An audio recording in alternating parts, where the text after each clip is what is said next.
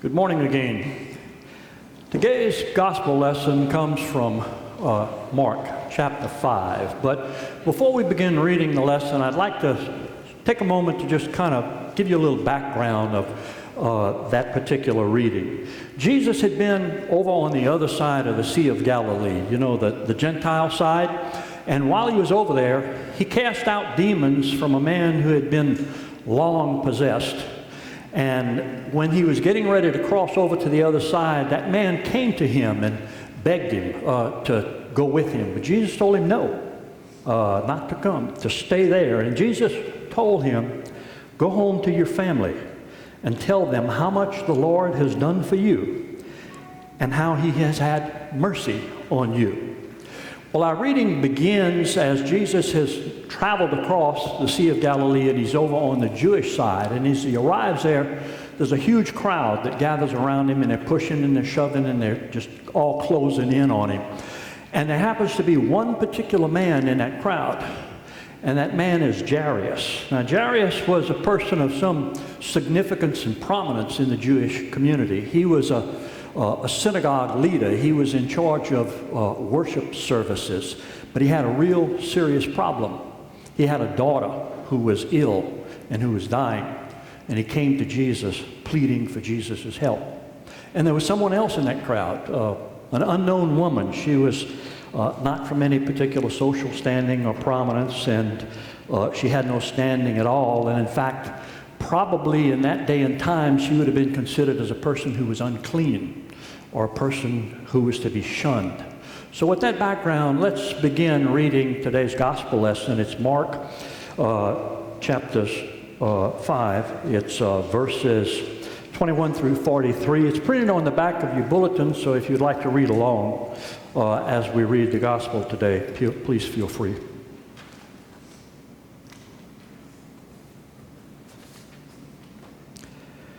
When Jesus had crossed again in the boat to the other side, a great crowd gathered around him, and he was by the sea. Then one of the leaders of the synagogue, named Jairus, came, and when he saw him, fell at his feet and begged him repeatedly, "My little daughter is at the point of death. Come and lay your hands on her so that she may be made well and live." So he went with him. And a large crowd followed and pressed in on him. Now there was a woman who had been suffering from hemorrhages for 12 years.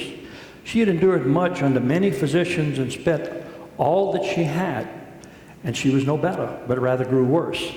She had heard about Jesus, and she came up behind him in the crowd and touched his cloak, for she said, "If I but touch his clothes, I will be made well." Immediately her hemorrhage stopped, and she felt in her body that she was healed of her disease. Immediately aware that power had gone from him, Jesus turned about in the crowd and said, "Who touched my clothes?" And his disciples said to him, "You see the crowd pressing in on you. How can you say, 'Who touched me?'" He looked all around to see who had done it. But the woman, knowing what had happened to her, came in fear and trembling, fell down before him, and told him the whole truth. He said to her, "Daughter, your faith has made you well. Go in peace and be healed of your disease." While he was speaking, some people came from the leader's house to say, "Your daughter is dead. Why trouble the teacher any further?" But overhearing what they said, Jesus said to the leader of the synagogue, "Do not fear, only believe." He allowed no one to follow him except Peter, James, and John, the brother of James. And when they came to the house of the leader of the synagogue, he saw a commotion, people weeping and wailing loudly. When he entered, he said to them, "Why do you make a commotion and weep? The child is not dead, but sleeping." And they laughed at him. Then he put them all outside, and he took the child's father and mother and those who were with him, and he went into where the child was. He took her by the hand and said to her, "Talitha kum," which means, "Little girl, get up." And immediately the girl got up and began to walk about. She was 12 years of age. At this they were overcome with amazement. He strictly ordered them that no one should know this, and told them to give her something to eat. Thus ends the reading.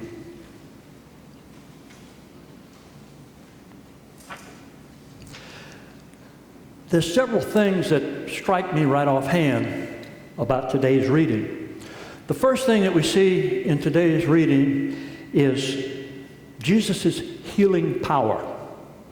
Jairus comes to Jesus desperate because he believes. And notice that the key word in Jairus is he believes. Jairus believes that Jesus can help him, can save his sick and dying daughter.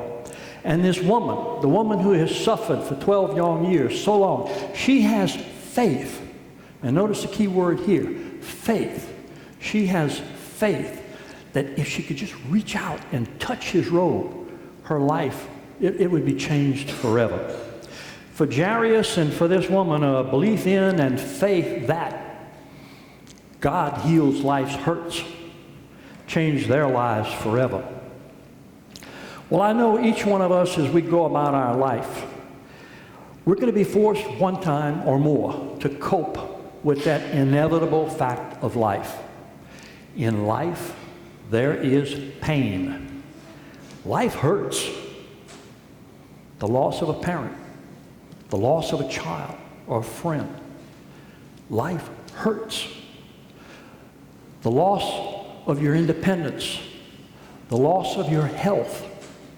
Life hurts. The loss of a spouse through death or the breakup of a marriage by divorce. Life hurts. 9 beautiful, innocent souls brutally assassinated in Charlotte, South Carolina, in a crime of hate. Life hurts. Hurts. It hurts. But we see in today's gospel reading that whatever life's problems are, whatever hurts we have in our lives, just like Jairus and that woman, and just like the people of Charleston, South Carolina, if we turn to Jesus, if we're willing to come to him, he will put the shattered and broken pieces of our lives back together. God is our provider. God is our restorer. God is our redeemer. God is our healer. When life hurts, God heals. Look closely also at today's lesson, and we're going to see and notice that Jesus is striking out on a mission, and it's a mission of great and significant importance. He's going out to perform a miracle. He's going to save a sick and dying child. But what happens to him in the middle of that miracle? Someone reaches out and tugs on his robe. He's stopped. He's detained. He's interrupted from going out on his mission. Essential to this story, I believe, is how Jesus reacts to that interruption. Does Jesus ignore that interruption from that woman? No, he didn't ignore the interruption. Does Jesus get upset at that interruption? No, he didn't get upset. What is it that Jesus does? Jesus stops. He stops. He looks through the crowd. He seeks out this woman and he finds her. And when he finds her, what does he say to her? Don't bother me right now. I'm on an important issue and I don't have time for this. No, Jesus doesn't tell her, I don't have time for this.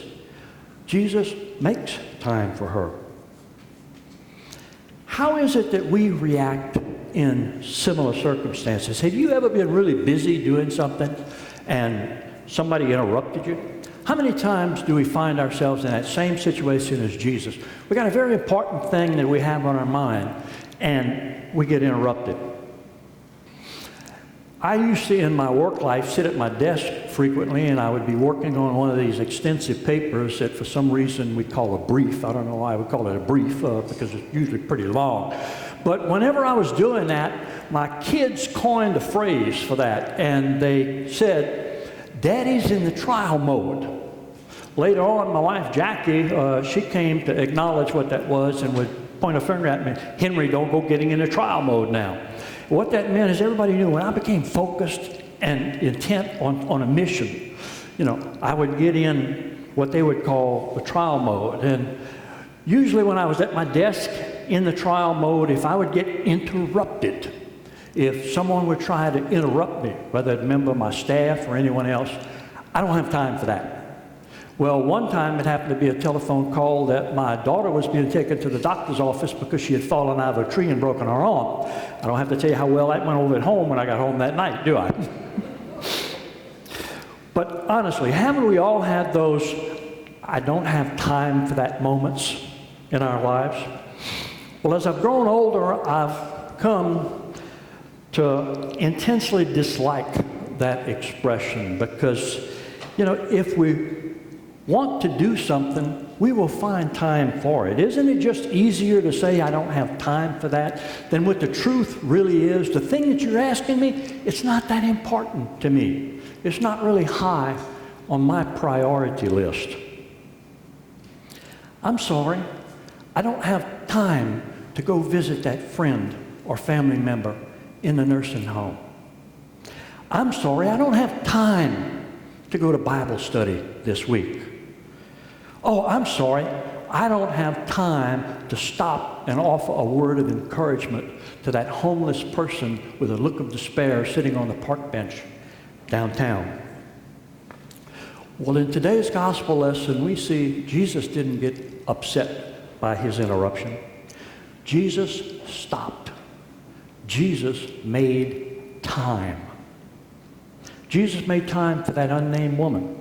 And just as he did that on that occasion, you can rest assured that if you do like that woman did, if you reach out to Jesus, no matter what is happening, Jesus will stop.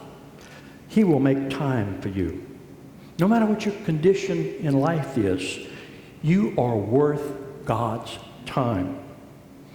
So now I'm going to ask you a little question. And the question I'm going to ask you is, who will make you stop in your tracks? Who do you turn to in your time of need?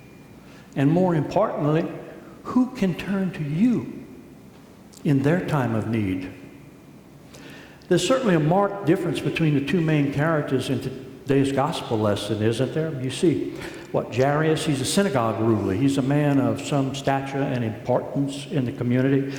And he comes and he prostrates himself before God, falling down before Jesus, falling down, begging for his help and assistance. And then there's this other person, this no-name woman. It's nobody. Well, worse than nobody.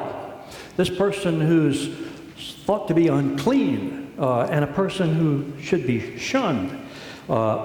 And she comes hiding in fear and just kind of reaches out to him. But Jesus stops. He sees both of them in that time of desperation. And each of them, whether they reach out in a different manner to Jesus or whether they are in a different social standing or status, Jesus has time for each one of them. And he finds each one of them worthy of God's time. So how about those of us here? Are we willing to follow Jesus' lead? Or do we differentiate a little bit from those who we have time to reach out to? In asking that question, I'm kind of reminded of that inscription that we see on that big statue holding a torch, you know, the one that sits on Ellis Island in the middle of New York Harbor. They call it the Statue of Liberty. And I think that wording is, give me your robust, your prosperous, your assembled successful barons of industry yearning to acquire more assets. I'm sorry, I hear somebody talking in the background back there. You're asking a question. Probably you think you've heard the other version of that goes, give me your tired, your poor, your huddled masses, yearning to breathe free, the wretched refuse of your teeming shores, and send the homeless, tempest-tossed to me. The path that Jesus has laid out, it's clear. It's very clear for us. When you despair, like Jairus and the woman, turn to him. It doesn't matter how you turn to him boldly. Turn to him meekly. Jesus will stop and make time for you. It doesn't matter what your worldly accomplishments or your failures are in life. You are worth God's time. He is ready to ease whatever pain and burden you carry in your lives, just as he did for Jairus and for the woman. But he has also done something else. He has commanded you. He has commanded you just like he commanded the man over on the other side of the sea from whom he cast the demons to do something, to go and tell how much the Lord has done for you. Go and reach out to the tired. Go and reach out to the poor. Go and reach out to the huddled masses, the wretched refuse. And by so doing, go and live your life the Jesus way, with faith, hope, and love. Kind of reminds me of those words in the music of Will Thompson. And maybe we could all just join in those words together. Softly and tenderly, Jesus is calling, calling for you and for me. Patiently, Jesus is watching and waiting, waiting for you and for me. Come home, come home, come home. You all who weary, come home. Life hurts. Come home. God heals. Amen.